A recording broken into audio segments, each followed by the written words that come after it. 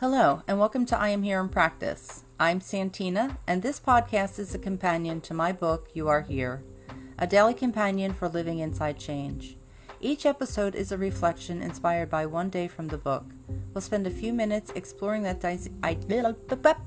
We'll spend a few We'll spend a few minutes exploring that day's idea together and what it can look like in real life.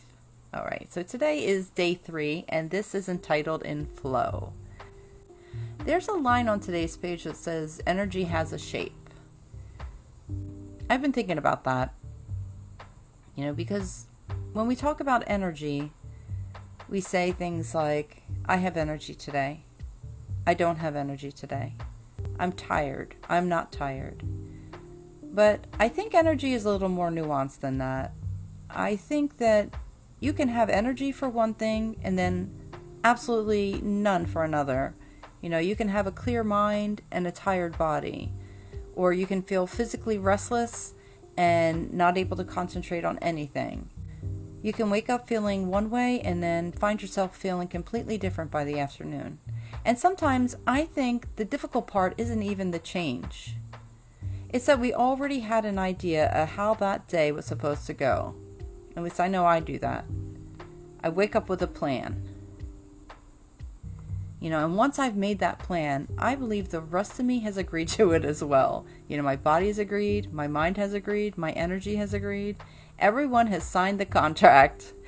And then 10 o'clock rolls around, and somebody has clearly violated the agreement. That's where the idea of flowing has become important to me. At times in my life, when my mom thinks I need to allow more flexibility about an idea, she'll say, you know what Bruce Lee would say? And I'll answer, be water. I've always appreciated being reintroduced to that idea, to be more fluid. And as you can see, the idea of water has stayed with me, especially as my life became less predictable. There were so many times I couldn't make stay the way they had been. My body was changing, my energy was changing, and what I was able to do was changing. And I think for a while, I was still trying to build my days around the assumption that I shouldn't be changing. And that was exhausting. Because if today's energy didn't match yesterday's energy, I had a problem to solve. If I could do something last week and I couldn't do it today, I wanted to understand why. And sometimes there was a why, and sometimes there wasn't. And sometimes this was simply just what I had to work with that day. And that's a hard thing to accept when you have responsibilities. Because work with the energy you have sounds lovely until you have to be somewhere at 9 o'clock, or your family needs breakfast, or there's a deadline to meet, or somebody's waiting for you. Life doesn't reorganize itself every morning according to how much energy we woke up with. So for me, flow has had to become something much more practical. It might just mean asking, what fits today, instead of what do I feel like doing? What fits, given the day that's actually in front of me, and the person who is actually here to live it? How do I want to move through this?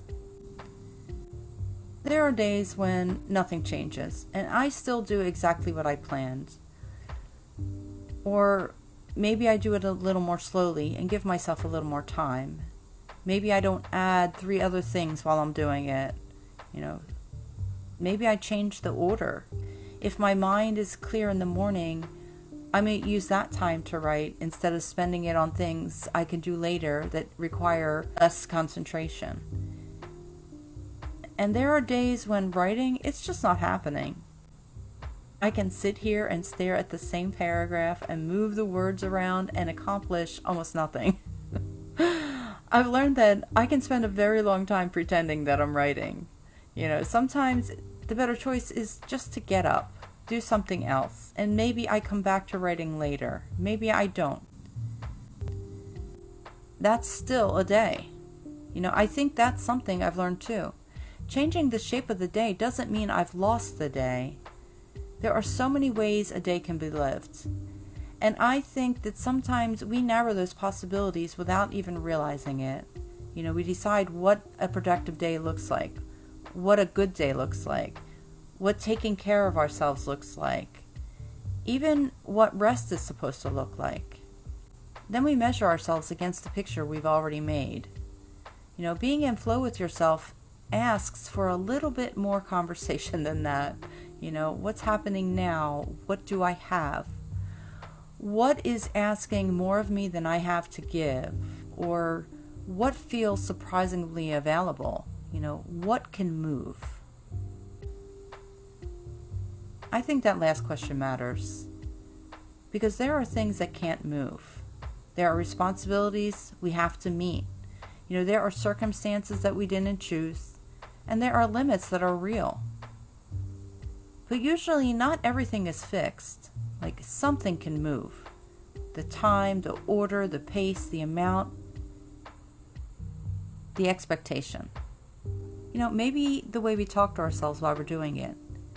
And sometimes that little bit of movement is enough. I think that's what I hear differently now when I hear be water. I used to hear be flexible. Now I hear there's possibility. Because there's more than one way around something, more than one shape a day can take. And yes, I absolutely still forget this at times. I still get attached to my plans. I still have days when I push too hard, because I really want something finished. I still sometimes realize after the fact that I could have made the whole thing easier on myself. And this isn't something I figured out. It's something I practice. And maybe that's enough to think about today.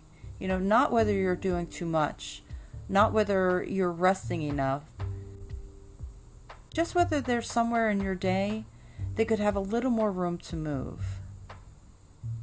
Maybe there's another way through. Thank you for spending this time with me today. I hope you find a way to be water. Take what works, leave the rest.